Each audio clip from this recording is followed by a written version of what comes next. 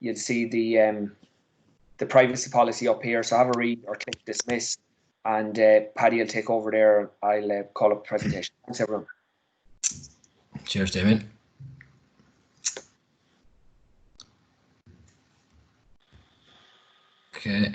Okay, everyone. You're very welcome back. A bit of volume, Paddy, if you can. Sorry? Little bit of volume, maybe. Okay, sorry. Is that a bit better now? Yeah, another little. Now what you like? Yeah, go ahead. Deadly. Okay, so all very welcome back. This is a workshop that I suppose is ever changing all the time, and it does exactly what it says in the tin. It's looking at returning our players to play in the game. Nothing else, really, just returning our players all the time. So there's a lot of activities we put together between a couple of different people, and so just looking at it here at the minute, what to expect. So sorry right there. I just want to turn off my camera for now. Yeah, you can leave yourself on, Damien, if you want.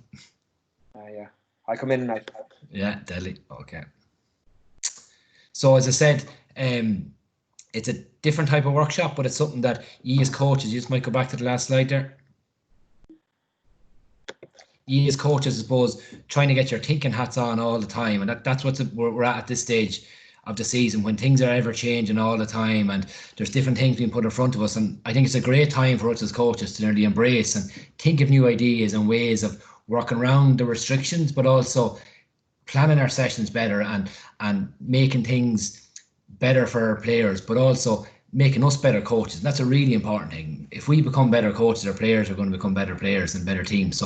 So what to expect tonight? So we have, I think, 17 non-contact football activities focused on the youth and adults, really. So youth and adult players. There's not a lot in here for child coaches, but there is things you can modify yourself, and that's the big thing we'll be looking at. How can we modify these football activities to change them in different ways and get different outcomes all the time, and how can we make them easier and harder and to get different outcomes all the time? And the big thing is what we're looking at is developing the whole player. So we have a lot of technical work in it, but there's going to be some element of the physical side, the tactical side, and maybe the psychological side as well. And these are things we have to work on our players when we do get back training. That's really, really important. So, and ideas of how to use these activities in small groups, because obviously the pathway and where we're working in now in different situations, they're not the normal numbers we work them in. So they're going to be in small groups and little pods. You can work them in across the field. So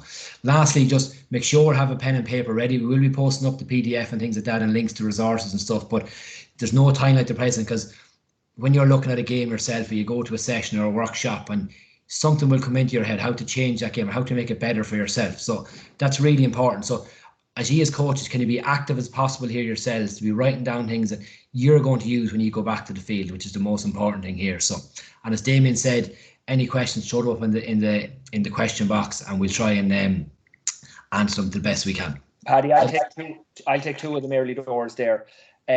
So just about balls and slitters, so they can be used from all the time. They can be shared between people all the time, even prior to anything. I'll get to Leo's announcement in a second.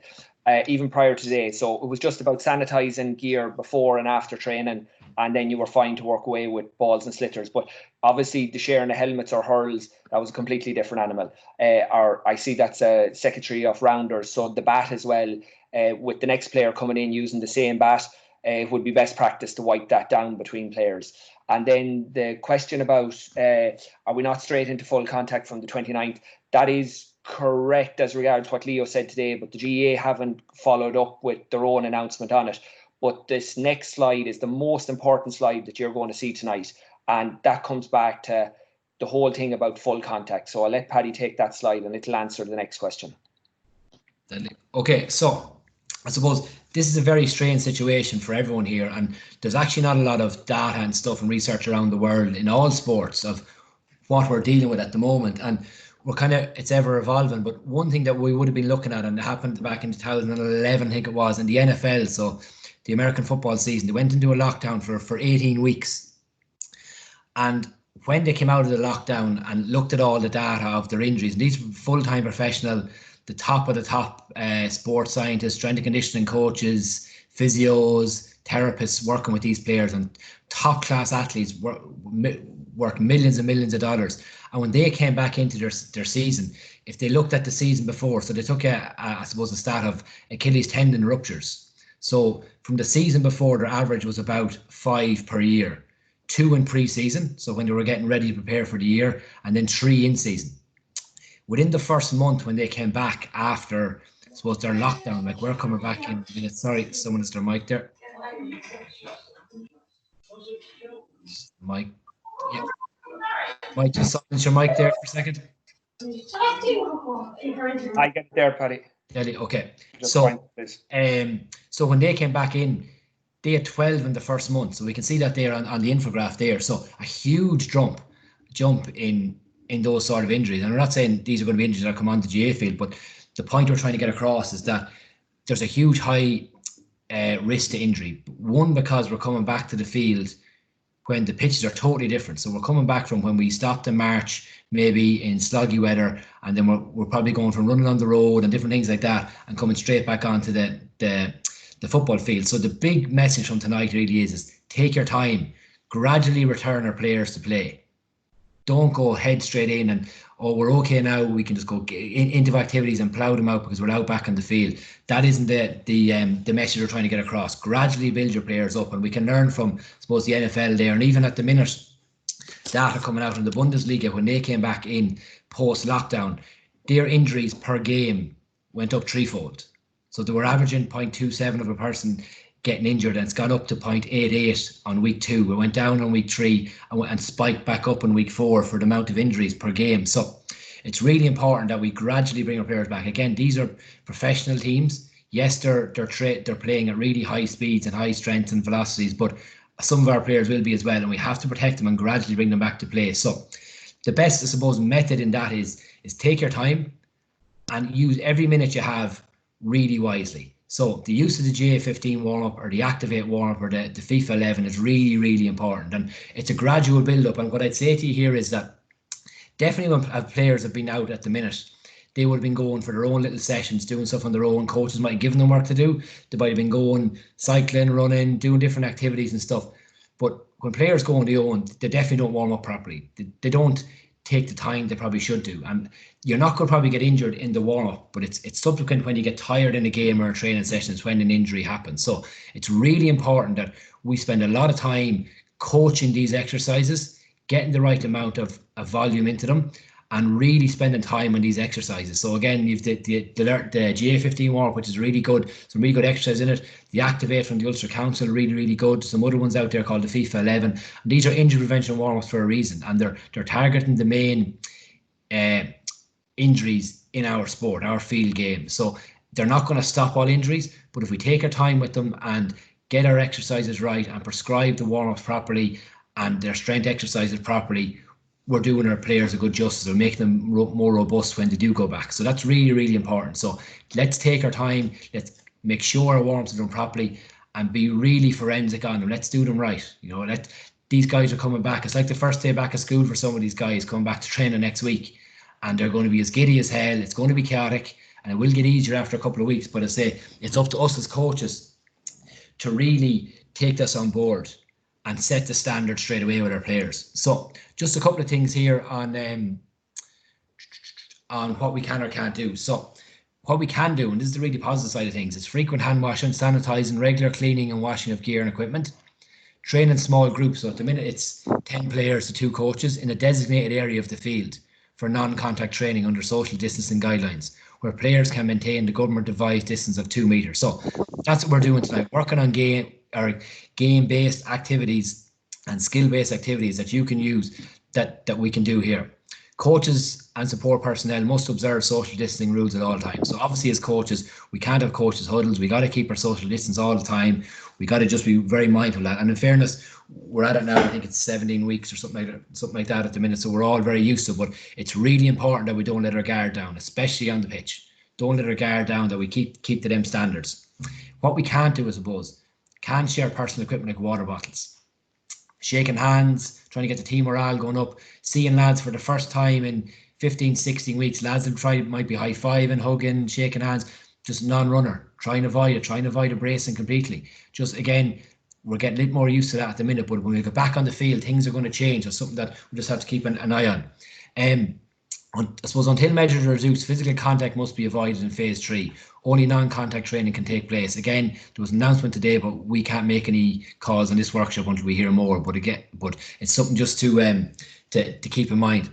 And no change in facilities will be available for players and teams until further notice. So there's dates put in place for that, and that's really, really important down the line, that we're not using gyms, not using change rooms. We're straight onto the field and straight out. So, and Paddy, just on that, I know you're touching it at the very end with the resources, but there was a super webinar there on Tuesday night from the GAA. It's up on their website. Paddy will show you the details later tonight. And then obviously there's the online course, the 20-minute online course that was announced today as well, I think, which everybody has to have completed in advance of training. So we're not blind or dumb to realise that teams are already out doing things at the minute. So, you know, if you're trying to do things really well, all of those measures must be put in place, and contact tracing and all of these things that's in the GAA's document that has been updated the last couple of weeks. And again, after tonight's announcement, it will be updated again in the next day or so. So that should be your first port of call, always referring back to that. Cheers, Damien. And again, just going back to the injury prevention and trying to take it gradually, slowly, we can give the players things to do, but we don't know how well they've done it. So we have to take a cautious approach there. So what we're going to try and implement through these activities we're going to show you is implement the TERS principles that some of you would know from what we've used in our coaching courses to date. So really, these are going to come into the fore now, really important, really. So TERS principles have a couple of acronyms that will make good coaching, and we're going to look at these TERS principles for all the activities we do. So make things testing and challenging, and all players should be challenged, and that's really important. After a couple of weeks, we'll know where we can't just one size will not fit all for certain things we're doing. We might have to pull things back for certain people, and we have to challenge them. That's really, really important. Okay. Second thing, understand that the player is the center of the game. Again, that it's all player based. We're looking after individual players. Again, even going back to skill side of things, we got to see where's our touch like, what's our muscle memory like, what have we. Some players might have been kicking the ball off the wall and doing different activities on their own, and their touch maybe isn't bad. Some guys might have touched the ball or a sliotar. Might have just went running, so we just don't know. So we try and make the player center of the game. Any activity we do, it needs to be game related. So game movements doesn't have to be a match, but it has to be based on a game. That there's match movements in this, and it's a replicating some part of the game. Really important here, all players involved all the time and have lots of touches, and that's something that we will be doing now, obviously in our small pods, but that's good practice going forward when we go back into our into our normal training phase, that we keep players all involved and no one's standing around and everyone's doing something all the time that's specific to them, and then just to make it enjoyable. Look, again, it'll be like the first day of school, these guys come back to training now, mad to go training, mad to do things, but we got to keep making it enjoyable and appropriate to them, appropriate to the team we have, whether that's the minor team, the adult team, under 16 team, under 14 team. Really, really important that we make it appropriate to them, that we're not doing adult based stuff for teenagers, and that we're challenging the adults to their level all the time. And again, Paddy, every activity that you're going to cover here tonight can be implemented straight away with social distancing, but also within a couple of changes, it can go straight into a full contact, full bore activity when you want it, but just bear in mind what Paddy has said previously. Yeah, brilliant. And then just the real thing that's going to help you tonight, I suppose, and going forward, that's why I asked you for a pen and paper, is to use the stepper model to progress the activities. It's up to you, and again, coaches want to think about things and develop new ways of doing things, and this is going to help you. So using the step model, so changing the space of the area, what we're doing the thing, and do we make it more or less to make it harder or more difficult? Very important. The time, how long do we do it for? That's going to be obviously extended for as we go along. Equipment. I'll get it, Paddy. Just equipment side of things. Are we using 1 football, 2 football? Are we using poles, cones, different types of goals and players? Are we adding in more personnel or players?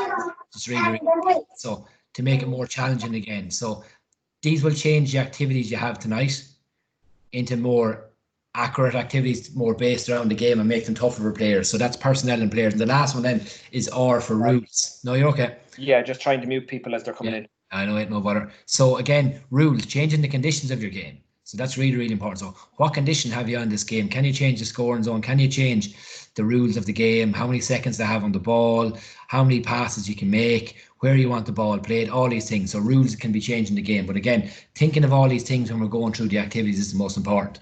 So The first one, let's get into the action. So we have a mixture of activities done on videos here and on the tactical pads, which you're going to see in a minute. So the objective of this, keep the ball. It's basically 4 players working there. You can have 5 here. There's a grid in the middle of maybe 20 meters of a square. That person is like the defender or the fielder. And the other people have to try and kick the ball through the square or the circle that's in front of them to their partners the far side without the other person intercepting it. So it's very like a 3v1 game, but it's curtailed then to social distancing and to areas there. So you see here, balls kicked through to get a score. Move again. So players are working on their decision making, moving left and right. They have 2 or 3 options. They have decisions there. The guy in the middle is trying to stop them. How can we change that then? We can make the circle a bit bigger or smaller depending on how successful the kick passers are. We can put conditions on them obviously for a weaker foot either. But we can change this then the task maybe to some hand passing. So what you can do then, that could be a tighter area. That could be hand passing over and back. Again, using left hand, right hand, putting them under pressure and then alternating the person in the middle maybe every 30 seconds. So that's just a way of changing that game. So keep ball, very simple game. We've seen it before, but it's a great one for just looking at movement and moving on the run and decision making. Players 1 or 2 decisions. Who am I going to pass to? Do a throw? Do we do a move? The next one then, skill distractor. So from Colin Nally would have put it up. So the objective of this is receiving the ball. The receiver has the ball to kick the ball to his partner on the move. Really important. So you'll see in the video, they run around a pole, kick a long pass, and then they go to another pole. It's no straight lines. You're trying to move in different directions, random different directions. So just seeing it here, skill distractors. This is just with 2 people. So this could be set up with maybe 12 guys, 6 poles either side, 12 guys. So solos around the pole, finds his partner. Then he might sprint somewhere else. He might sprint around another pole and he has to try and find him again. So they're practicing the skill in the middle. They're turning, kick passing that ball across the side. How can we change it then? These guys have thrown in a little dummy around the pole. So it's come around, dummy solo, turn, bang. He shouts a colour, he goes to another pole. Or randomly, the guy who's going to the pole can pick a random pole. And this guy has to look up, where am I going to pass the ball to? So he doesn't know where the player's going. He's looking for him then. So different ways of changing this up obviously would be is putting the guy put maybe a couple of defenders in the middle there. Have it rather than just it has here in the diagram 2 guys. That could be 12 guys doing it at the same time. Defenders over and back in the middle, just over and back, trying to intercept the balls. Big challenge to people. It's not just a straight kick passing drill. They have decision making to make. They're working on their long kick passing and they're working on their dummy solo and they're working on their vision. Where's my man going to be? So that can be done for 6 to 8 players, maybe 2 defenders in the middle if you want, them intercepting the ball, change the interceptors every minute or so. Brilliant. So we've mixed in some of the activities with a bit of coaching as well. So what I want you to do is coaching. We're going to play a video here and we really want coaches you to go back to basics with your players because some of these have done nothing in 10 or 12 weeks. So I want you just to have a look at this and look at the basic points Mick Bohan is teaching these coaches. Now, these aren't players he's working with, it's coaches. So the skill level mightn't be great, but it's the language he is using and the points he is making are so important. And these are things, unfortunately, when you go back now, your players might have forgotten it and they're going to have to go back into this now. So the basics are really, really important. So think of the basic stuff that he's bringing through and the good habits he's bringing to the players. 2 footballs at different angles. The ball needs to be on a diagonal. So the 2 corners. Two footballs. You need 2 footballs. Yeah. You need the 4 balls beside you. Don't roll them away. You've got to use them all. So you're starting off with 2 footballs at an angle to each other. So you're starting off. Remember the concepts. This is the outside hand to protect the ball. So, ready? You're going clockwise. Go. Outside hand. Outside hand.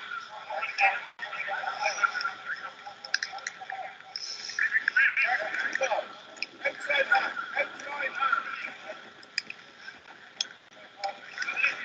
Coach each other, guys. Coach each other.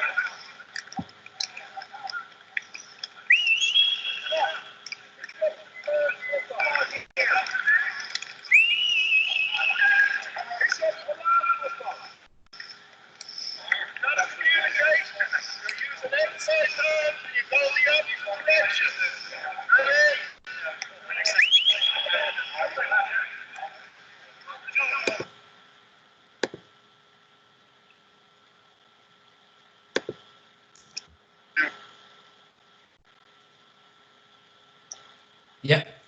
Stop thinking about what you got to do right. The only thing you got worried about is what's coming next, right? And that's what we can't do. Stay in what we've got to do right. If I get my hand pass right, that's the only thing that matters. I get my hand pass right, okay? And that's the reason you're doing complex skills. So I just skipped that on there to get Yeah. the little point at the end. You get the idea of the game, and then obviously they're only coaches, so the skill level is really poor, and they're very stationary to it. There's no change in the feet, and they took a little bit of time to realise you wanted them with the outside hand. But if you stick somebody into the square there and trying to intercept the ball, it will force the players to use the outside hand, and it will force them to move their feet as well. Yeah, and another huge coaching point there, Damien, will be when you get your players back in there, is they're going to have to start helping each other big time. They're coming from probably a way level below where they started. So again, help each other, get the players to start calling the coaching points and different things like that. The outside hand working together, which is really, really important, because some of these players are coming back from level 0. They have to challenge themselves there. And you have a little grid like that going, a little exercise using the outside hand. Get the players to work together and let them coach each other and have a bit of peer coach and take a bit of responsibility as well for the players there. Deadly. So the next one is bouncers. So this is looking at some shooting exercises, not a shooting drill or an exercise. It's worked in probably groups of 3 or 2, depending on what way you want to go. But this can be done with 9 or 10 in front of the goal. Basically, the ball that you'll see in the video, we're working on game movements, what the forward does when they get the ball. So it's specific to the forward. It's specific match movements all the time. Ball is thrown up, turns, takes it like in a match. Ball is passed to him, spins on the move, turn. You can progress that then on. They get the ball, they turn, dummy solo, pop the ball over the bar. Put a cone in front of them, put a couple of players in front of them that they get around, but it's not flat out, but it's working on game movements. So they can do their 5Ks as much as they want, but they have to be doing these game movements all the time. So that can be done from different parts of the field, loads of different parts of the D area when they're shooting. Again, how would you change it then? You obviously control a defender on front of them, really important. Get one person delivering the ball, they turn, take on the man and pop it over the bar. It's game realistic to the forwards, and also you put a defender in, they're working on defenders are working on their movements to track a man over and back. So just a little simple exercise, but again, it's starting at level 0 and building them up. So you'll start off guy doing on his own, then you'll throw a defender in, a token defender, then a defender again. But again, it's finding their range and then finding their shooting boots on and their shooting movement when they get the ball. Lovely. Next one then, again, look for the coaching points here again, which is really, really important. Okay, so the coaching points here, what he's looking for on the kick pass, of what is so important. Moving on this. Kicking. Out you go a second, right? So many people kick the ball and they put the handbrake on. Watch. My handbrake is on. Watch me. Forget about the ball. All right. Let's go. So they kick the ball. I just had a shoulder operation, that's why I'm not lifting my arm, all right? But when they kick the ball, they should land. So look, there. That's a completely different kick. I'm back in the game. So the rule on that is land running, okay? So when we work on kicking, it's one bounce or better, there's one bounce, and land running, okay? So that's a completely different kick than just kicking the ball, all right? Now see girls or juvenile footballers, watch, ready? That's what they do. That's exactly what they do. Throw the ball. Okay, just be all right. Just throw it out there. They won't step in. They'll wait. Isn't that right? We were doing that today, actually. We were trying to get them, they were standing there and they were going like this, and we're going to step it in, Captain. You don't have to. Okay, so here's and this is the point about the language. So we use the terminology highest point. One bounce or better, highest point. So when we're kicking, doing our kicking exercise, like anyone is doing that kicking exercise, we're talking about highest point, land running, one bounce or better. But that's a completely different language than, maybe I would have used before. So I'm doing that on coaching. I'm not now. Just to see if it can get there, Paddy, in action a little bit. Oh, yeah. Go on ahead, talk with. Yes, so the big thing there is the language you're trying to go to. So you need to have cues like that for your players. Getting back to training now. So some brilliant cue there. He just used the analogy of the handbrake. Don't put the handbrake on when you kick it. Follow through and land running. So that's really important. So you can see them here, land and running all the time. Again, when we're going for the catching, we'll show catching exercise later on. Again, highest point, but using that terminology with your players. And then finally, when we're trying to kick past that ball, it's 1 bounce or better. So that's a standard he set for his team and his players.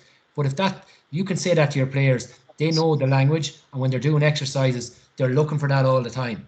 So that's really important, the language. So going on then to more kind of inside stuff here. So it's called the inside forward move. Very basic exercise, but what we're trying to replicate here is the running in match and match running conditions. That there's a long run for the forward to get a ball, pops the ball over the bar, and then they have a load of short little sprints they have to do as well. So again, returning them back to play, their long run and their short run. So here you go. Gets the ball, solos down. Again, this can be done 3 or 4 people in front of the goal. Turns, pops his pass over the bar. Now, this is when it really works him. Kicks it out. He makes his runs now what he wants. Where does he want the ball? He points where he gets it, turns, pops it over the bar. Gets the ball again, kicks, turns, pops over the bar. So he's went from a long run, some short little exercise runs, looking for the ball like in a match. We're winning the ball back. Is my forward ready where to get the ball? He twists and turns. And a kick like that, Paddy, is going to be very typical of what you're going to see with your players.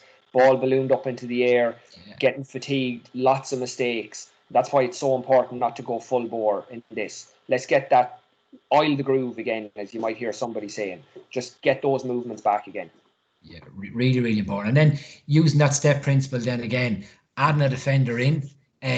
Actually, the guy who kicks the ball maybe could put them under pressure. So you could start off, they just throw the ball at them and they put them under token pressure. And then you can add another defender in if you want, and you can add a defender coming off the shoulder. But again, going back to the basic movements, the typical stuff that's going to happen in the game when they go back that they haven't done, those short runs, but then making the runs, looking for that ball and turning and shooting. So nice little exercise, loads of additions you can make to it, kick them down yourselves. But again, it's something that you can return your players back to playing now and doing this before they go into full games. And just from an observation, that guy there is way too far out.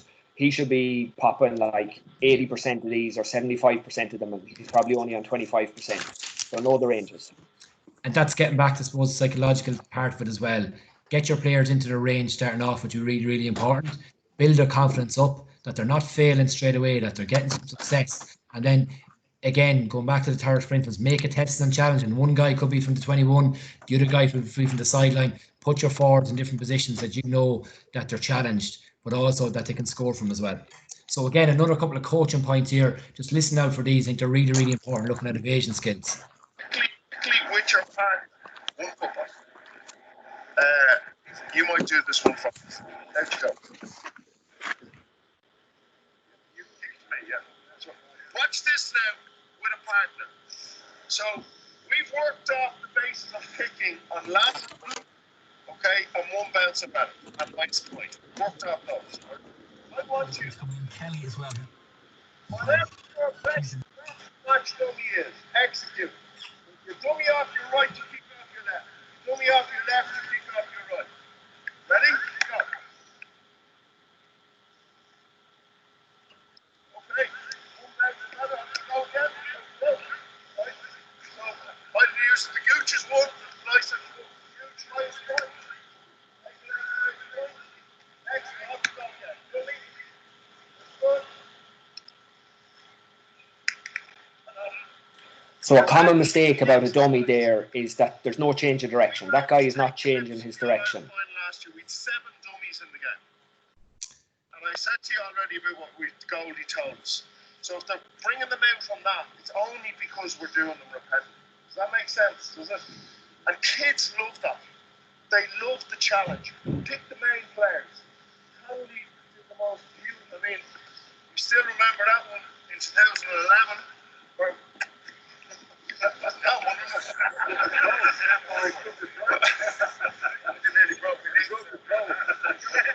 that's stuff, right? Remember, underneath the Cusick stand? That's a skill. So those little dummies, about those, the Gooch had that beautiful one. You can pick them up to Flinner, those who regularly do that, right? Throw and back on the other side. But if you don't practice it, you won't get it. Okay. The dummy accelerate out the dummy and land right. Okay, so the big thing on evasion skills and the dummy there, what I'd say to you is that make it big and believable. Everything you do, so Damien said about change of direction, make it big and believable. When can we put these dummies into it? When can we get an extra inch out of our players? That has to be thrown into the warm-up. That has to be an area that you work on, that other players, but every player is going to have a different dummy, but give them responsibility there to take that dummy. And again, make it big and believable. Every dummy you're doing, make it big and believable. And then the defender might fall for it. Don't make it big and believable and have that change of direction. You're in trouble. So it's really important that in evasion skills that it's really exaggerated all the time. One of the key points there, Paddy, about the dummy was most people will dummy on their strong side and then they're left on their weak side. If you're not capable of executing on your weak side, you can't do a dummy. So, excuse me, very important to be working on that weak side all the time. Yeah, brilliant. Okay, next one, just working on high balls. So basically it's a goalkeeper inside kicking the ball out. We're looking for, again, semi-distractions. We're using the pole as distractions here for them. So the ball has been kicked up and poles are placed out there to give them a distraction. And it's interesting to see how many drops here with the poles in the way. So the ball is just kicked out. So that could be your midfielders, keeper, or someone kicking it out to them. Poles are underway. Again, this can be done multiple poles put out, multiple people doing it in nice spaced out area up. This one here actually drops. Switch it around then. That could be your full back. So someone kicking into your full back or even your goalkeepers. Important to work with your goalkeepers there on your high catching, but using these exercises to put distractions in place for them. So using the poles, someone kicking it up, have your poles in place there to put a distraction among them. Stepping it on then. There's three mistakes there in a row now. And this lad has lost the head completely. So the pace has gone down. He's bringing it in a little bit further. And there's another mistake again. So, his head is completely gone on this activity. So it's very important to be making it relevant to where your group is at a given time. Yeah, definitely, yeah. You'll be very surprised the simple things that will put players off when they come back. And it's just gradually bringing them back into it. Lovely. Okay, so again, one more there just on the coaching side of things and looking at soloing. So we'll just click out again, looking out for the language and the key points. I want you to walk anywhere you want, right? Okay, solo right. 4 steps, solo left. Don't worry. Bounce left. Bounce right, solo left. Bounce left, solo right. Turn around, hand pass to me with your right. Hand pass to your left. And off we go. So solo right, okay, solo left, bounce right, solo left, bounce left, solo right, pass right, pass left. Okay. Solo right, solo left. Bounce right, solo left, bounce left, solo right. Solo right, solo left.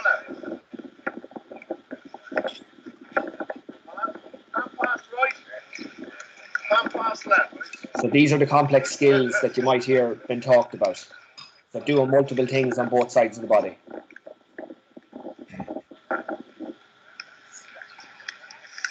And that's one huge point here just on the complex skills and something that we'll definitely hopefully pick up. It's something that we got to coach an awful lot. Is this? You don't want to coach this. Why not? Because you're coaching it now. Alright? So if you're soloing on your right, you must bounce on your left. If you're soloing on your left, you must bounce on your right. You start off with 2 solos, right, left. Then you're bouncing right and soloing left. Then you're bouncing left and soloing right. Now if you look at me, this is what happens with the kids. I don't want you to go on a straight line. I want you to keep moving. And what happens is they learn to turn off the weak side. That's away from the complex skills. And what our lads, we saw very quickly was, a player naturally, if you come to tackle me, will turn onto a strong side. You hold the ball in a strong arm and turn on a strong side. Now, if that player has a weaker left side, he's immediately turned away from the side he needs to use. When you start using the complex skills, this side comes into play. So you come at me, I'm very happy doing this now. and now look where I am. I have the ball exactly where I need it. Does that make sense? It's only a small little thing. And we didn't go after that, but it came out of the complex skills. So, again, off you go with the 2 footballs. So, all right, so all that. So, just that's the last part of our coaching in the skills side of things, really. But the importance and the things we're trying to get you to remember, we're coming back to training after not doing a lot, is the language you use as a coach will stick in the players' heads. So the one hopper, one bouncer better, don't put on the handbrake. All these things will stick in their head. When can you do it? Well, you can do it in the warm-up.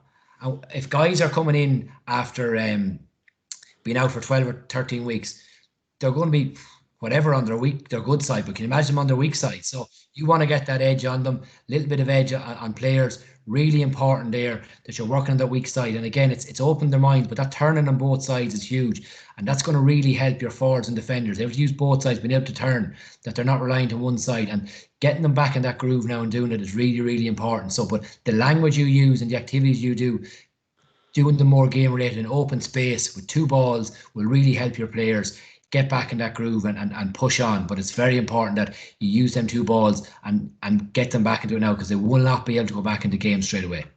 And one of the big limiting factors to all of this, Paddy, is the balls that you're on about. So Mick has them working there in pairs, and there's 2 balls. So that means a ball per person. So I would suggest clubs start pooling all their size 5s together and even bringing out the size 4s. There's no harm in that at all. And making sure that every ball is sanitised after, and let every group use all of the footballs that the whole club has. So you will be able to do all of these activities and keep all your players moving and entertained all the time. Okay, the next one then. So we're looking at, I suppose it's called endurance delivery. Very, very simple exercise, but what we're trying to get through to, we're looking at our half backs and our half forward, more game related. So this is like a 7 or 8 out of 10, the exercise. All they're doing is coming around the square and their partners, running 3/4 the length of the square. It's about 50 by 50, kick passing the ball to the partner, they're taking it on the run and go again. But the important thing is here is that you're building the intensity up a small bit again. It's not flat out, but they're getting more endurance into their legs. And again, it's related to maybe your half backs, your half forwards and your midfielders. So the other stuff is related to your inside forwards. This is your half backs, half forward, midfielders.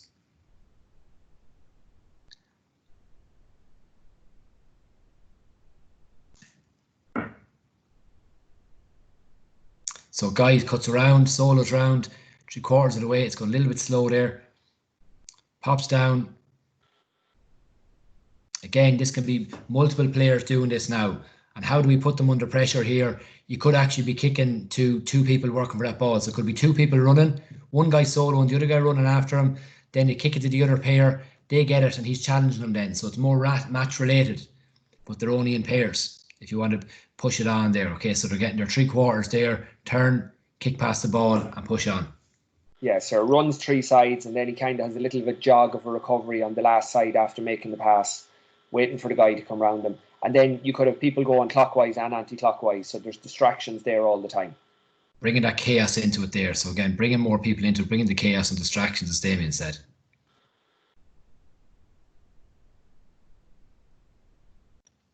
So the next one then, so we've all kind of probably seen this game before, the circle score game, but this was points galore was kind of changed just for the social distance side of things. So all you're doing is you're soling around the circle, popping the ball over the bar, but there's a number of changes you can make to this game to push it on. So just starting off to pop the ball, kick it over the bar, turn, moving around all the time, loads of footballs, getting loads of shots away, throwing their match dummy, changing direction. The way we can progress this then, which is the big one then, what we want to do is then put a couple of coaches on the outside there and try and work on your loop shooting, that the ball is popped to the coach, they get it back and they turn and pop it over the bar. So have some, I call them walls and runners. So have some static people on the cones there, they pop it, they turn, they get it back. Progressing it on again, then what you want to do is you want to overload the game. So if you have 10 players doing this exercise here, 7 people getting their shots away, maybe only 3 tacklers. Gradually building them up, not going maybe into your 5v5 straight away. So there's no sideline, you're going straight into your 7v3, easing the forwards into it. 7v getting lots of shots away, then progressing on the next couple of weeks into your 5v5. We're getting loads of shots away, loads of activity, getting your shots left and right from, again, a shooting range that's applicable to your players, which is really, really important. And then progressing on with some players standing as walls or wall runners, as I say, give the ball to the wall, they give it back to them, they pop it over the bar. Working on your loop shooting. So again, in games, you want to get that loop shooting organised. So popping the ball, taking the ball in the loop and popping it over the bar. So loads of activities you can change that there and push it in. Next one, really, really important. And this is something that a lot of stuff we want to replicate is game based. So this is a mirror drill. So it's two people either side of the cones, 2 meters apart. The red or the blue player mirrors what the red player does, but keeps the 2 meter distance all the time. So it's replicating an attacker and defender all the time. Great way to get some lateral movement and change of direction in this. And this is the thing you'll progress all the way during the season. It's a great way of bringing in your change of direction for your players. And again, reacting to a stimulus as well, reacting to someone move. So we'll just play it there.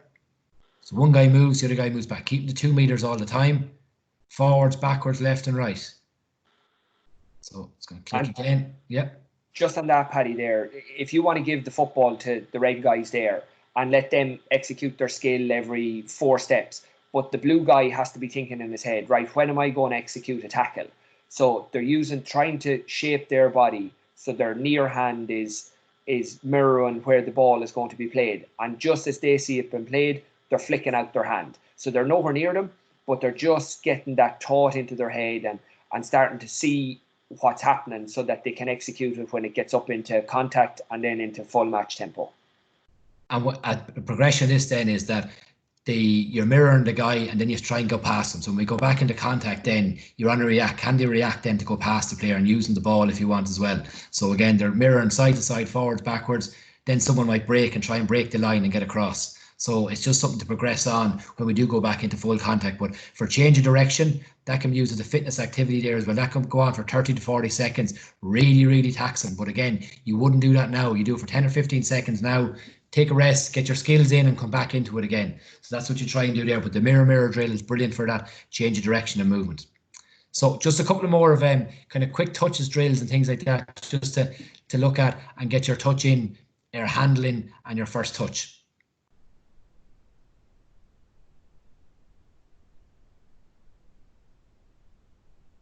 So just keep an eye on what the lads are working. This little triangle down here in the bottom left, the guys are watching where the ball is coming from and they're trusting their skill that they'll pass it to where they need it to do. So always keeping the eye on the ball where the next one is coming from. I would like to see a little bit more footwork there, changing the feet, light toes on their feet, wider distance apart, nice snappy hand passes, good accuracy.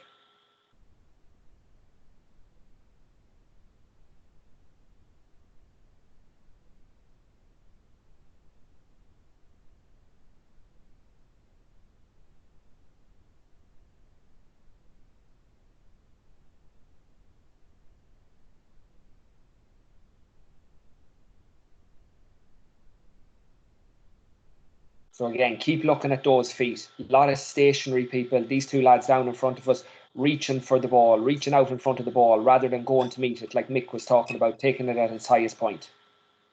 So to me, they're not really challenging themselves there. I'd like to see a way higher intensity and work rate on this short stuff. And the big thing you'd look for there, Damien, is that actually they're failing and they're making mistakes, that the person is challenging them, that they're actually making mistakes and going past it. Like, be all over the ground, yeah. And that's different, Paddy, than what we talked about with, making sure you get success on the shooting, that sort of stuff. Yeah. This is, your partner has to make you fail first and then to pare it back a little bit. So they know what your limit is. But you're not been tested there if there's ball not hitting the ground. So this is a drop on a first touch one. Drop it, take it, first touch, take it on the move. And turn. Yeah, and this guy here again on our slightly left of that 45 or 65, he's turned, okay, there's good. Your man's after changing his direction there. He was going the one direction all the time. So about turning left and right. Yeah, challenge them. And that when you're doing exercises like this, the most important people you have to actually harp on to is the guy who's just hopping the ball in front of them. They're the guys you really need to pushing the other guy all the time. Yeah, you'd love to see ball one down below the knees, down around the ankles. again, that's something that they couldn't have done in the last 10 or 12 weeks really on their own. So it's bringing back stuff that are going to happen in a match, but also challenge them. A little bit more challenge here, Damien. Yeah, and I have another little game I'll try to explain to you. Just want to see this one. It's a great game for a bit of crack. So I'll let this play out and then I'll try and describe it then after. So that guy there in front of us with the ponytail, like he's worked real hard there. That's super set that he's after doing. Okay, so my little game is you have 4 fellas, you make a little, a sort of a cross, like a plus sign. So the 2 guys across the centre, there's 2 footballs used in it. So A and B on left and right. So left and right, they're passing the ball over back, and then you have 2 guys passing the ball this way, hand passing. So what you're trying to do is get the balls to clash in the middle. So get the balls to hit each other, and then the first pair that recovers the football and executes a pass, they get a point. So there's no tackling, no intercepting. You're not allowed to block a ball. You just react to a ball, get it, and execute a pass with your partner, and you get the score. But that's a super game for nice, sharp, accurate hand passing, concentrating on a ball that might hit another ball, and then obviously the reactions to tidy up a dirty ball and execute a good, accurate pass. Really fun game. Mickey Quinn taught me that one when he came back from Australia, and he calls it slicks, but really good game. Yeah, good stuff. So nipping on just a couple more animations here, just a triangle passing. So the number 4 player you see here, they're doing all the work. So this can be kick passing or hand passing. It can be either. But the guys on the outside are pushing and challenging this player all the time. So it's number 2 this time. Gets it, pops it back, gets another ball, turns. So it's quick reactions, turning, getting the ball. That number 2, so to challenge that number 2, you need to move them a little bit more. So you're popping that ball to them, moving left and right. 3 people are working, 1 person is resting. Work them hard, let them get the rest. And that can be obviously changed to hand passing or kick passing. Roll the ball on the ground for a pickup, throw the ball up in the air for a high catch. But every player should be throwing a different catch to that man or a kick to that man all the time, challenging his different skills and working on his little bit of stamina and his change of direction and turning. So again, he's not just going in straight lines, he's changing direction and he's turning. Activities like that really need to be team led. So you have a group of 4 there and they manage their own group of 4, and you're working off whatever the interval is, 15, 20, 30 seconds, whatever it might be. But hand over ownership to your players to manage that little group. So the last couple of activities here, just off the shoulder. So you can just have pace on the ball and the runner coming off the shoulder all the time. So just kicks it, pops it to the man coming off the shoulder. Bit more game realistic now because we're working on the off the shoulder running. Pop and go. Now, fairly easy, 30 metre between the players there. But what we can do there is just add our numbers in. So if that person that gets the ball here, he can sprint all the way and pop it, and sprint all the way across. So you could have 4 in each group max, or maybe 3 in each group, and they're getting their 30 metre sprint after they get the ball, which is very important that they burst out, because when you can take the ball at pace, you give it, you want to go again. So you can have them in maybe groups of 3 there, pop the ball, move off the shoulder and go again. But the timing of the run is very important here. But that number 2 could go all the way and someone else could be waiting in the background there. But you have more than 3 people in your groups there running that, but practicing the timing of the run and taking it at pace all the time. Paddy, just this graphic here, just that it's not confusing people. The Reds are doing it correct at the top, but when it comes down to the Blues, the ball should be passed off there. So just it wasn't put in. Oh, yeah, sorry, yeah. Set. No, it wasn't us that done this. It came from Leinster, but just in case somebody thinks that that's what's supposed to happen, the little pass is supposed to come off from the blue lad at the bottom. But just let it play once more. So it's just coming off the shoulder. This guy doesn't do it. Yeah, so he should be getting that ball there, but you can see it there. But again, it's just that off the shoulder running, driving at pace. But again, you can add more intensity to it, getting that 30 metre sprint after it. Okay. Just 1 second. Play off. You can actually cut to the pitch layout next, Damien, if you want. Or actually, no, go with this one. Yeah. Okay, so work the man in the middle. The guy in the middle is doing all the work. Again, vary the passes he gets. So he kicks it, gets it back, turns and goes again. One guy can give a short hand pass to him. The next guy could roll the ball. You could come around for a pickup. If not, you're working that guy in the middle really hard for a couple of seconds. That number 5 there in the red could take that ball, do a loop around 6 and take it again. But again, working that man really hard. But again, he's getting different balls at different paces, not just getting the one pass all the time. Giving them high balls, giving them balls on the ground, giving the ball that he can run onto it again, just challenge them in different directions. When they're tired, then see how their handling is. How to progress it on again, that could be 1v1 in the middle there. When we get back into contact, this could be 1v1. Not a lot of decision making in it, but what it is doing is just keeping a bit of distance there, but you can control the work to rest ratios here, which is very important. So it's 1 to 3 here. You can put 2 guys in the middle, it could be 1 to 1. So it just depends on what you want to get out of it. But when we go back into contact, but here you can really control how long you're working the guy in the middle. You know you work them for this amount, you take him out, give him a rest and push it in. That's the importance of these type of activities. You can control the work to rest ratios when we're going into fitness and stuff like that. Yeah, so, and just the 1-to-1 there, like you would need a second ball per group if you're working 1-to-1. So 2 guys working in the middle, working with 2 balls. But if you don't have the 2 balls, just one guy is without the ball and he's making those real hard runs up and down, and he's turning back, and it's only the one guy is working the football. And the next time that pair comes in, they swap roles. Yeah.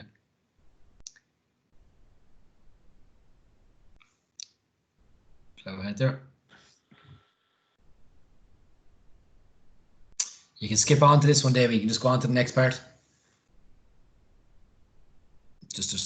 Okay, so we're just going to go through a little video here of a couple of little pitch layouts. So animation of just how you can maybe set up your session. Again, just a couple of options to have a look at it. So the first one here, and it'll run through, it's about a 20-second clip. But yeah, I'll hold this one off for a second, Paddy, because it plays really quick. So if you just want to explain this one, and then I'll play so it. Basically the blue team come in. So your pitch set up with different sections of the field, like a circuit. So you might have a warm-up area. Then you have your kick passing area. They bring the footballs into kick passing area, and the one coach is moving with them all the time. And they move from section to section in their groups of 10. 10 minutes later, another group come in. And they come in. So you have 30 players. You can stagger them in 10-minute durations there. So they're moving from grid to grid, and they'll move from the blue to the yellow to the red to the blue to the yellow to red. Finish off, and then they're finished off and they're out the door. The cool down area will be free. Then when they're finished, they'll do their stretching, and then they'll just head off. So just go from area. Next one comes in there, pushes on there, pushes on to the next one, does another exercise and push on. Now, if you have your area well lined out with your coaches and everyone knows what's happening, one guy sets it up, you get together, you all know your little drills and exercises, and you push them off. And that could be your forward group, and you could have units like forwards together and backs together and things like that. The next one then is, just go back a little bit, can you? Yeah, Sorry. Yeah, I can't really. I'll play it on the loop again this time here. Yeah, play it on the loop. Sorry, yeah, it's quick. So again, this little one coming through, it'll run through fairly quick. Yeah, and look, that doesn't have to be 8 stations that you've set up there. 3 stations, 4, yeah. Whatever it is. Yeah, we're just trying to use the full use of the pitch here to give you a good visual of it. Oh, I keep resetting when I play it. Oh, no, but the second one there, just with the 3 splits and then the 2 splits. Yeah, I was talking straight through. So the next one is just it's just a pitch split into 3, and we'll just show you it here really quick.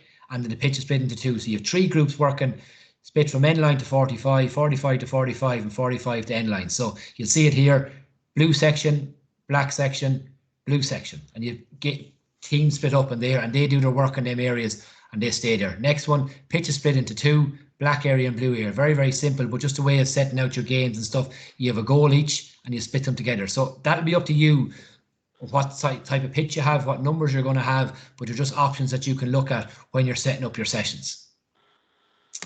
Deadly. Okay, so a couple of things we haven't touched on, and just the physical fitness side of things, and we talked about the injury prevention at the start, which is really, really important, but working on our speed is really, really important. We're coming into championship time. Speed is so, so important, but we have to do it gradually. It has to be a gradual build-up. And speed is max velocity, so you're going flat out. We want guys to go flat out. So at the end of your warm-up is a great time when they're fresh to get their bit of speed work in. Now you'll see here the 4-week, just the basic 4-week plan put together, but you'll actually see how little speed you're going to do, max speed you're going to do with them. They're only probably doing acceleration for the first couple of weeks till they get to that 4th week. So it's really acceleration work you're working on, but they're going flat out. So you have a 10 meter, you might do 4 10-meter sprints.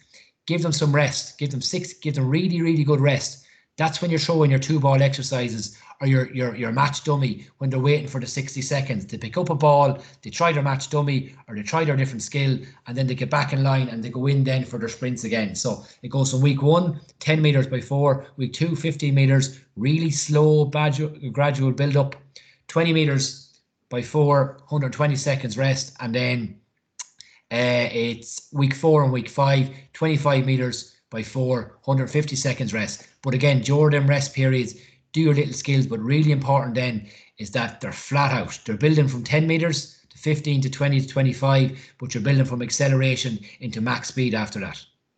And Paddy, just for clarity there, do they do 10 meters, 10 meters, 10 meters, 10 meters, and then take 60 seconds off, or 10 meters on, 60 seconds off, 10 meters on, 60 seconds off? 10 meters in a race type format, Damien, probably the best way to do it. Because if you get a guy just to do 10 meters or 50 meters, they'll see it so short and sharp, they'll say, what's the point here? So get guys racing against each other, maybe starting in different positions, maybe on their belly, maybe on their back, maybe in a forward lean to work on that acceleration. But again, it's only short little sprints, you're trying to get into them. You do that for your 3 sessions in week 1, you build it up for week 2 and week 3, but you're taking your rest after each sprint, which is very important. And again, your first couple of weeks of activities are going to be really short and not a lot of chance to get max speed in. So you're just trying to gradually build it up as the weeks go along.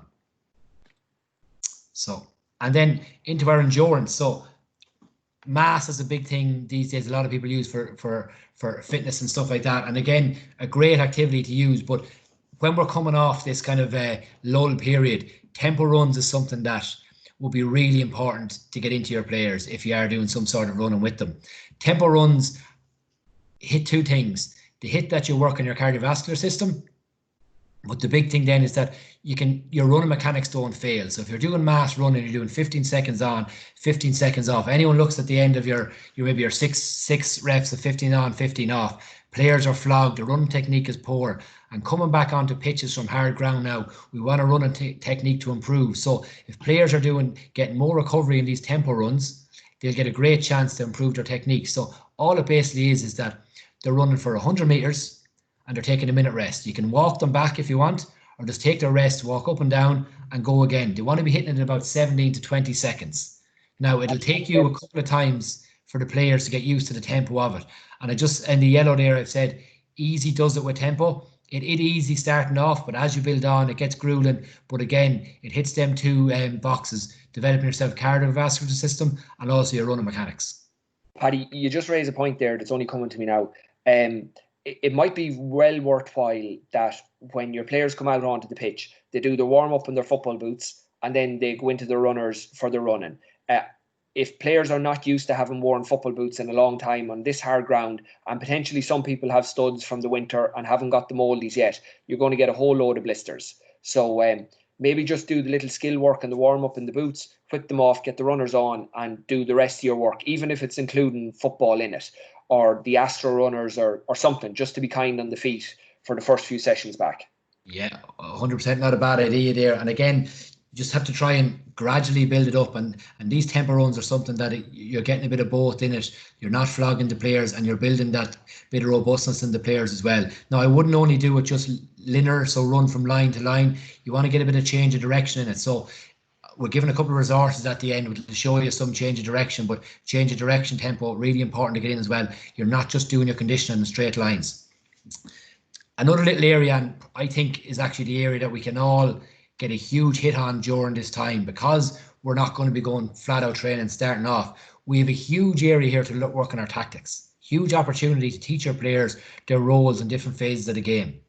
So why not for 10 minutes every session have some tactical sort of work with your players? So that could be position on kickouts and just doing walkthroughs of kickouts. That could be the first week. So you could do 10 minutes each session on 3 kickouts. That's 10 minutes on kickouts. That's 30 minutes that week. 3 weeks of that. That's 90 minutes of session on kickouts that you've done. And players know when they come back in, because when you go into your full games and your chaos, they're going to forget all this. So it's really important that you spend your bit of time now working on your defensive kickouts and your systems with your midfielders. Maybe your defensive structure and your movement based on game scenarios, so where they are in the field. You can put this on a tactics board. You can put it down in cones on the ground if you want. You can send them out to training beforehand, a little video clip of it or a drawing. You don't have to be good on tactical pad. You can draw your little movement out and WhatsApp it to them. Give them a visual before they come in, especially with your forwards. What type of forward movement do you want them working on? Do you want them working on U runs, V runs, crossing over, short runs, holding the run? So again, let the forwards practice their runs. And again, it's game specific, but this is the opportunity now you have to do it. And finally then, your set plays, your throw up, your free kicks and your sideline balls. That's the one time in the game, sideline balls especially, and your own free kicks, you have control as a manager and a team. You have the ball. You know where you want to go to. They don't know where you want to go to, and you have a chance to make sure you gain possession there. So I would I'd advise any team, get your 10 to 15 minutes of tactics done with your team. Again, you're not going to have the whole team training together all the time. So get your defensive players in the defensive unit. They train together in the groups of 10, and your forwards maybe training together to work on the forward units. So that's really important that you can implement your tactical work now, because it's going to be a lot of chaos when you get into games. And if you want to get something ingrained to the players, you have a huge opportunity to do it now. 10 minutes per session, 3 weeks is 90 minutes. It's an hour and a half work of tactical work that you could do on the field with your players, them looking at their attacking play, their defensive play, or kickouts or set plays. So I think it's an opportunity for all coaches to work on this. And again, showing the players beforehand, sending it out on WhatsApp or an email, whatever, or Facebook group, whatever you do, draw it out. If you're able to use tactical pad, use it. If you have a video clip from YouTube, put it up, but give them a visual, then you can walk them through it in your session. Now they know what they're doing, they're practicing it constantly in training, and it'll become automatic when they get into their full games. Paddy, I'm going to throw something out here now that's, again, it's only hitting me, but good. Kickouts there at the top. Convention in February changed the kick-out rule. How many people have thought of that in advance of getting back into activities? How many teams were using short kick-outs and playing the ball back to the goalkeeper? It's gone. I'm not even sure what the situation is on black cards. Do we have a black card now in the club game? Yeah, it's all in. Mark is in. Yeah, there you are. So all of this stuff that you were planning on working in so February was a wipeout with weather. Early March was a wipeout, and then the whole clampers was put on in early March. So all of those things you haven't got to talk about or work on. So real opportunity to start making headroads on those couple of things. Yeah, that's a huge option there. So the mark is a big thing there. So when we look at here just for resources, okay, so a lot of the football and exercise we went through, Colm Nally's Twitter account is absolutely brilliant. He's throwing stuff up the whole time. His YouTube account is really good, and he'll be throwing stuff up as the weeks go on as well. So some really good stuff on that. And thanks to Colm for letting us use the videos. And just, Paddy, who Colm Nally is and how he's important. Yeah, so Colm Nally, he will be the Meath senior football coach. He would be a former Louth goalkeeper, and he would be a tutor for Leinster GAA and all the coaching courses. So he's wrote a book as well. He's another one coming out in a couple of months on coaching, game-based coaching. But he's a guy that really experienced from playing himself at inter-county level and coaching teams. And at the minute, he's the Meath senior football coach. Really interesting character, but really, I suppose, brings new ideas all the time, trying different things all the time. He'll try things out. He'll always give something to go if it's going to improve his team, and he's some really good stuff up there. So get onto his Twitter page and his YouTube channel. Some really good stuff there. And if you can get a hand in his book, really good stuff in it as well. The second one then, the athleteled.ie. So this is just it's a strength and conditioning coach website, but what's brilliant about this is, and there's an article on return to play. So a guy, I think he's the strength and conditioning coach with the Meath senior hurlers, I think. But basically he put an article together and a training plan for 6 weeks for returning to play for GAA. So specific to GAA, I'd advise every coach to go on and read it, and then design your sessions from it. It'll give you a really good template for designing your sessions and looking at the physical side of things as well. So thanks to him for giving us that information. Some really good stuff on that there from that website. Greg Bennett, so GB coaching, strength and conditioning coach again, throwing brilliant stuff up on return to play fitness activities for hurlers and footballers on his Twitter page. Putting stuff up every day. So again, he has some really good stuff on the tempo work and also the multi-directional tempo. So again, click on that for there. Some really good free stuff there. We also then have the Kieran Deely's site. So he would be the ex-London manager, but he would be sports scientist with QPR. He has a brilliant website called Elite Deely Sports Science. I think it's €15 per month, but the best €15 a month I spend for the last year. Excellent stuff coming up every week on that, and I think next week they're announcing the return to play program. So they're putting 3 different style of programs up that you can pick for your team and design games and stuff around that. So I say it's a really, really good website to look on. There is a charge for it, but it's great money to spend. €15 isn't a lot for a month to put on it, but again, it's some really good stuff. So he'll be working with a lot of the Premier League teams there and Championship teams, QPR. So the guy ahead of performance of QPR is on a guy called Ross Bennett, and he has some great ideas there and returning to play. So if you want to look into that, any information on the return to play protocols and stuff, as Damien said at the start, there was a brilliant webinar last week on it. But if you go onto the learning.ga website, COVID-19, that page is changing every day and evolving. Different rules, different things are changing. So all the restrictions and things like that are all up in there. The course about the return to play is on it. There's a host of different things on it, and all the information you need as a coach to go on it. The course is on it, Damien, as well, isn't there?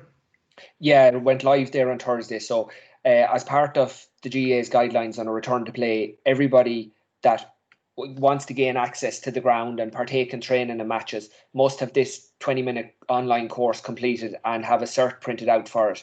And they're supposed to present this cert to the club's COVID supervisor, and that allows them back to play. And it's an awareness course, really good, well worth doing.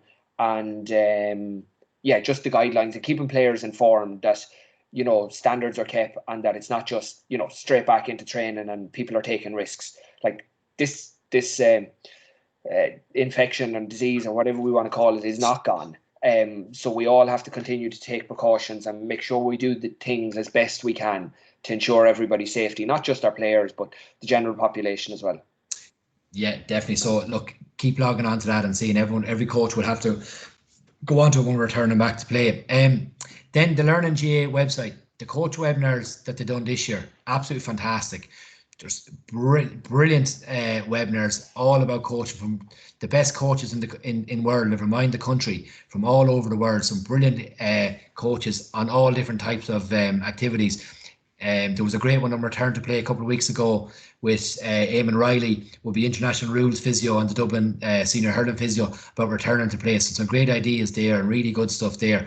Log on to that.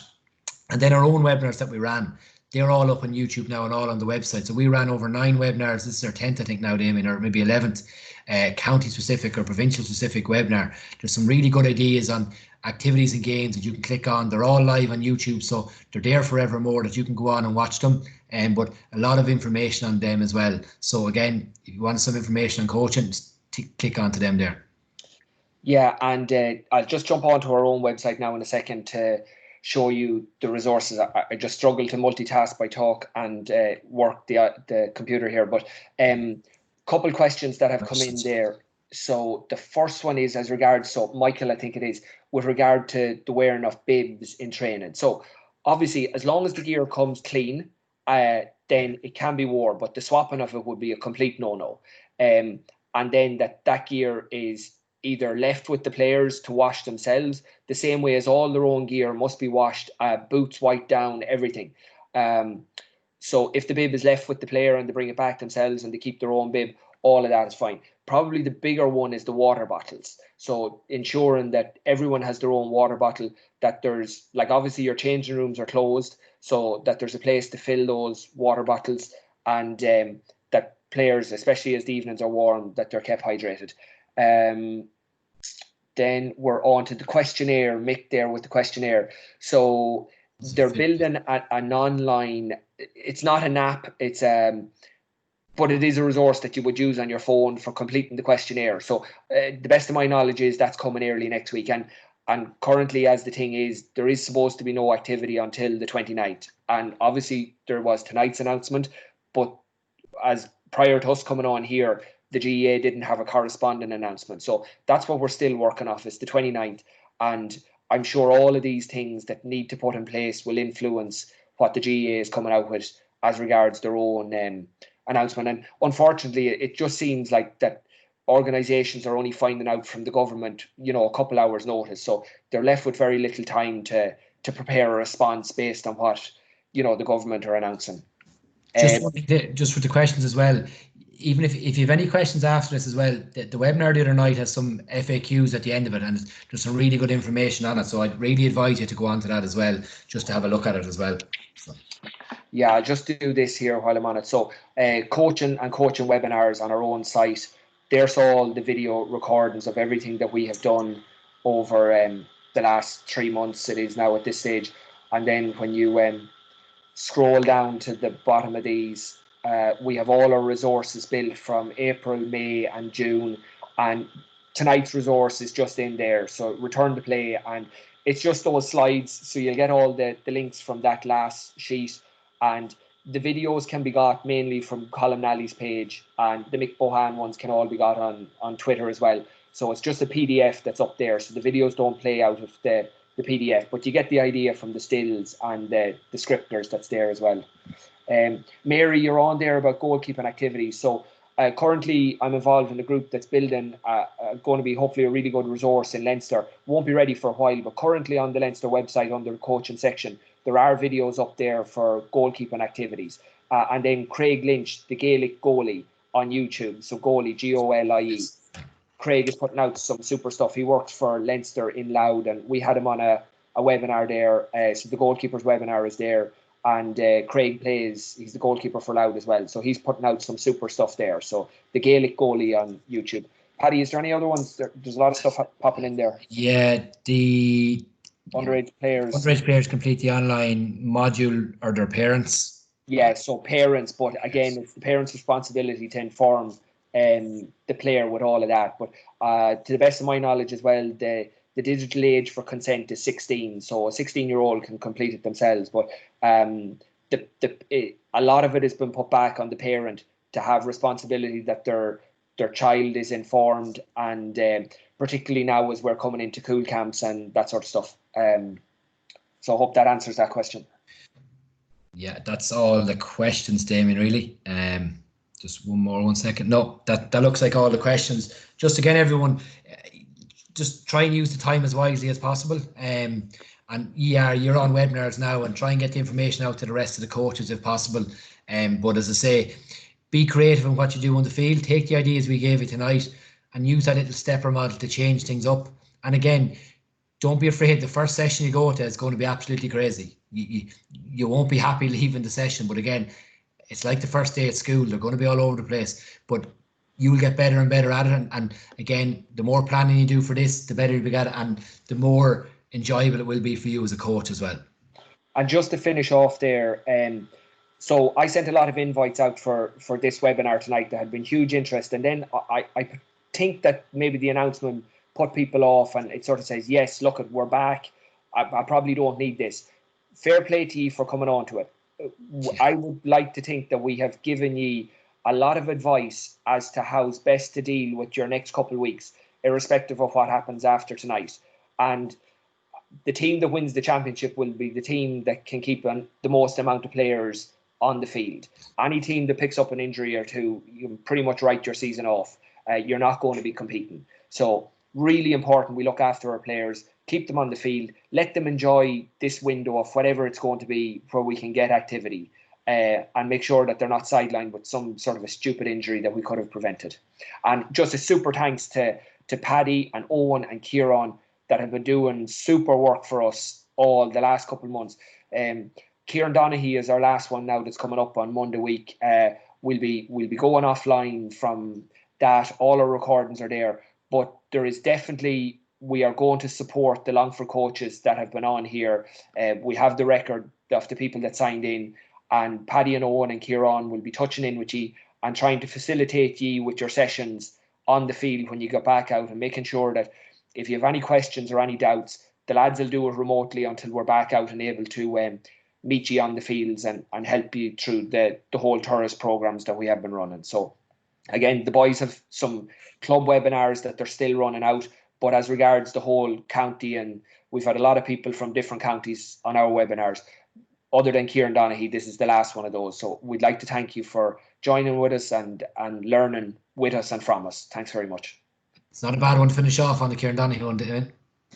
Yeah, hopefully. And look, at going to try and do something really different with him. Kieran has no bother talking, and I want to challenge him and sort of take him down roads maybe that he hasn't been down before. And, you know, there'll be no underdog stuff and there'll be no sort of days that he's had good things. We try to get some nitty gritty stuff and hopefully it'll work well. Kieran is responsive to it. So all going well.